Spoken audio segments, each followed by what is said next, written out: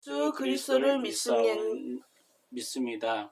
그는 성령으로 잉태되어 동정녀 마리아에게서 나시고 본디오 빌라도에게 고난을 받아 십자가에 못 박혀 죽으시고 장사된 지 사흘 만에 죽은 자 가운데서 다시 살아나셨으며 하늘에 오르셔 전능하신 아버지 하나님 우편에 앉아 계시다가 거기로부터 살아있는 자와 죽은 자를 심판하러 오십니다. 나는 성령을 믿으며 거룩한 공의와 성도의 교제와 죄를 용서받는 것과 몸의 부활과 영생을 믿습니다. 아멘. 오늘 우리를 대표해서 시영 사모님께서 기도하겠습니다. 기도하겠습니다. 사랑과 은혜의 하나님 아버지 감사합니다. 저희들을 사랑하시고 인도하여 주셔서 한 주간을 살게 하시고 또한 주님이 정하신 귀한 날에 이렇게 모여 예배드릴 수 있도록 하심을 감사합니다. 저희가 드리는 이 예배가 신령과 진정의 예배가 될 수 있도록 도와주시고 주님이 임재하시는 귀한 예배 될 수 있도록 도와주시옵소서. 아멘. 특별히 말씀을 대언하시는 목사님이 함께하여 주시고 영육간의 강건함으로 붙잡아 주셔서 주님의 일을 더욱더 굳세게 해나가실 수 있도록 도와주시고 인도하시옵고 또한 저희들 기도하며 나아가는 모든 일들이 다 이루어질 수 있도록 도와주시고 건강으로 붙잡아 주시옵소서. 아멘. 이 한날도 주님 앞에 올려드리며 이 모든 말씀 우리 주 예수 그리스도의 이름으로 감사하며 기도드리옵나이다. 아멘. 오늘 이제 말씀 보겠습니다. 오늘 말씀은 히브리서 말고 로마서 12장 19절입니다. 로마서 12장 19절. 12장 19절.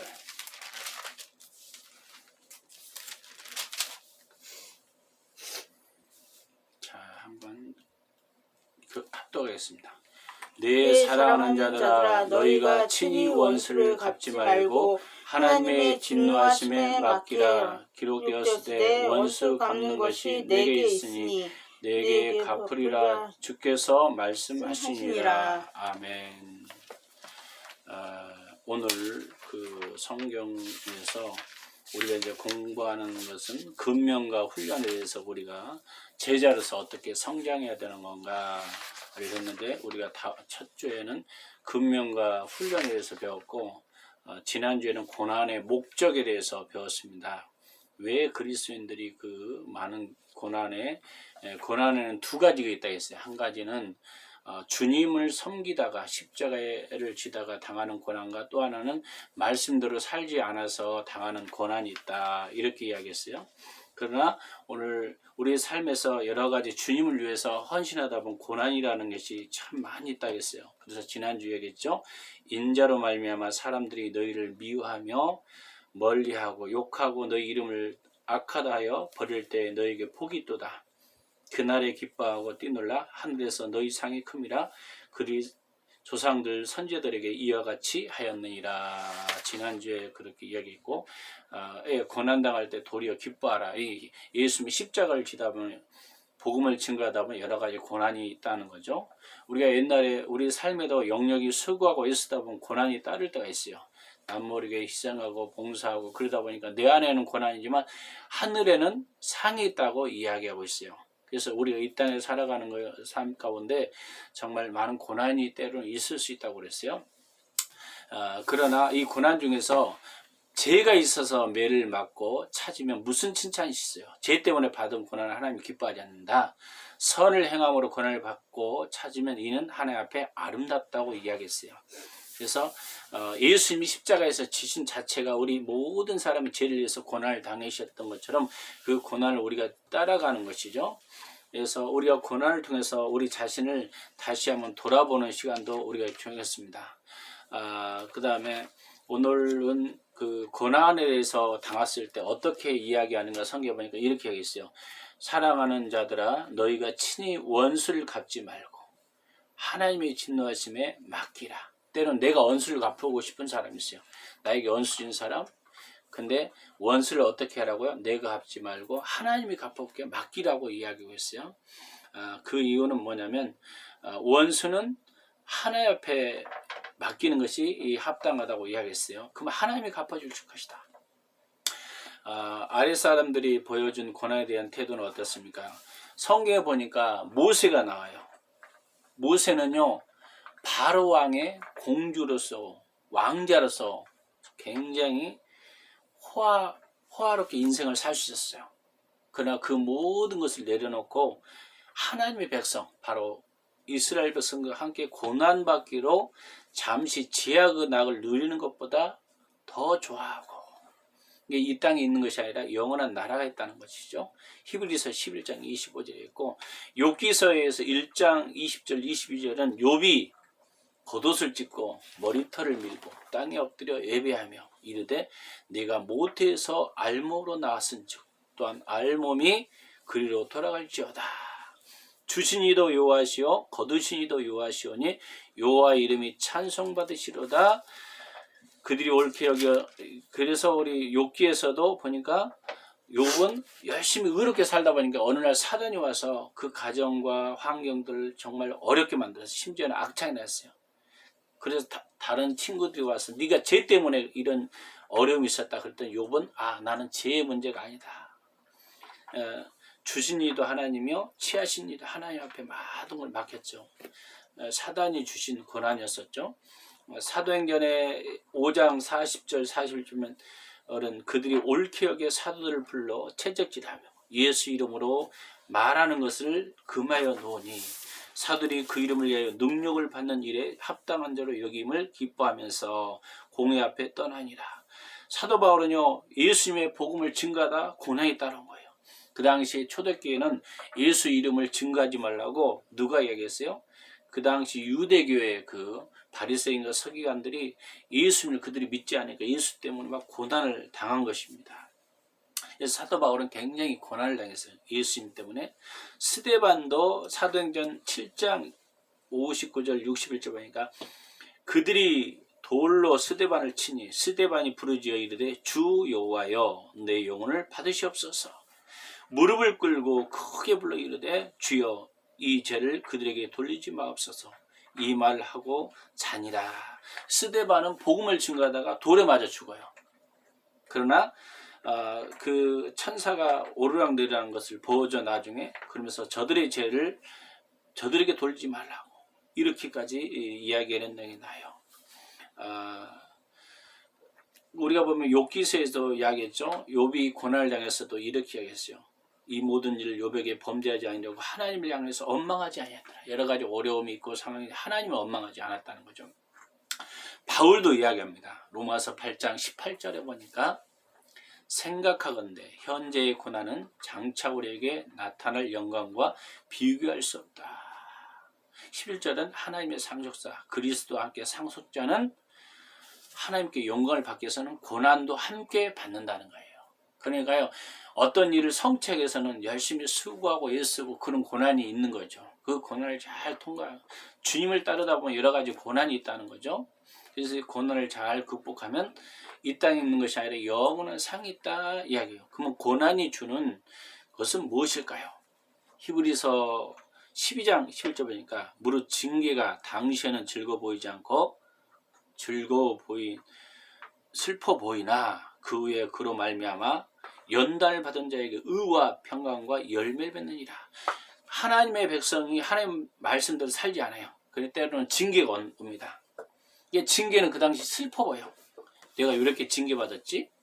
근데 이 징계를 통해서 깨닫는 거죠. 의와 평강과 열매를 맺느니라. 고린도서 1장 3절 4절 보니까 찬송하리로다. 그는 우리 주 예수 그리스도의 하나님이시요 자비의 아버지시요 모든 위로의 하나님이시며 우리의 모든 환난 중에서 우리를 위로하사 우리로 하여금 하나님께 받은 위로에서 모든 환난 중에 있는 자들을 능히 위로하게 하시는 도다. 고난당하기 전은 시편에 이렇게 나왔어요. 고난당하기 전에 내가 그릇 행하였더니 이제 주의 말씀을 지키나이다. 그래서 고난당하기 전에는 자기가 왜 이렇게 고난당한지 몰랐어요. 근데 하나님 말씀대로 살지 않아서 고난이 왔구나. 이제 말씀대로 살아야겠구나. 이게 바로 믿음의 조상들이 아브라함, 이삭, 야곱, 다니엘, 다윗 그 하나 선진들이 말씀대로 살지 않으면 반드시 고난이 따라왔어요. 그래서 이제는 말씀대로 살아야 되는구나 깨달았다는 거죠. 그래서 고난은 내가 두 가지 있다고 했어요. 주님 때문에 당하는 고난이 있는가 하면 죄로 말미암아 말씀대로 살지 않아서 다가오는 고난이 있다는 것입니다. 고린도후서 4장 17절에는 우리가 잠시 받은 환난에 경한 것이 지극히 크고 영원한 영광에 중한 것은 우리에게 이루게 합니다. 이 땅에서 잠시 받은 환난은 경한 것은 지극히 크고 영원한 이 땅의 것이 아니라 영원한 세계가 있다는 것을 우리에게 이야기하고 있는 것입니다. 그러면 우리가 고난을 이야기했고 하나님의 뜻을 발견하는 것이 굉장히 중요하죠. 우리의 생활의 여러 영역에서 그리스도인에 대한 하나님의 뜻을 성경에서 분명히 알 수 있습니다. 이런 경우 하나님의 뜻을 행하는 것은 단순한 순종의 문제입니다. 또한 다른 영역에서 성경은 하나님의 뜻을 찾고 어떤 일을 결정하는데 필요한 원리를 보여줍니다. 하나님께서 우리를 어떻게 인도해 주신다고 약속합니까? 시편의 32편 8절 보니까 내가 갈 길을 가르쳐 보이고 너를 주목하여 훈계하려다. 하나님은요 우리 갈 길을 인도하셔요. 우리가 하나님 앞에 기도하고 하나님 앞에 몸부림치면 어떻게 갈 길을 하나님이 보여준다는 거예요. 또 말씀을 따라가다 보면 하나님의 길을 우리가 받는 것입니다. 우리가 하나님의 뜻을 행하기 위해서 어떤 힘이 근천이 필요해요. 빌립보서 4장 13절에 보니까 그가 너희의 라오디아 교회에 있는 자들과 히에라폴리에 있는 자들을 위하여 많이 수고한 것을 내가 증언하라. 이 말은 하나님의 뜻을 행하기 위해서는요 뭐가 있어야 된다고요? 수고가 있어야 돼요. 공부를 잘하려면 어떻게 해야 돼요? 공부를 열심히 하는 수고가 있어야 돼요. 여러분이 건축자들이 건축에서 잘 어떤 건물을 완성하려면 그 사람이 얼마나 수고가 있어야 돼요. 하나하나 아름답게 꾸미려면 아름답게 꾸미는 어떤 수고가 있어야 돼요. 그래야 이제 아름다워지는 거죠. 우리가 하나님의 뜻을 행하기 위해서도 뭐가 필요하다고요? 수고가 있어요. 수고 없이 거둔 것은 헛것이죠. 수고해야 한 만큼 거두는 것입니다. 두 번째는 어떻게 살아야 되냐? 요한복음 15장 5절 보니까 내 안에 거하라 나도 너희 안에 거리라. 가지가 포도나무에 붙어 있지 아니하면 스스로 열매를 맺을 수 없으리라. 너희도 내 안에 있지 아니하면 그러하리라. 우리가 예수님 안에 있어야 돼요. 이 말은 하나님 앞에 기도하면서 하나님의 뜻이 무엇인지 하나님의 음성을 듣고 우리가 순종하며 나아갈 때 우리 인생이 열매를 거둔다는 거예요. 내 마음대로 내 뜻대로 하면 됩니까 안 됩니까? 안 된다는 거예요. 어떤 상사가 심부름 시켰어요. 그럼 상사 뜻에다 상사가 예를 들면 오늘 오면서 꼭 필요한 서류를 가져오세요. 그 이야기를 했는데 서류를 안 가지고 엉뚱한 서류를 가져왔어요. 그러면 상사가 그 부하를 어떻게 생각하겠어요? 신뢰가 갑니까 안 갑니까? 안 가는 거죠.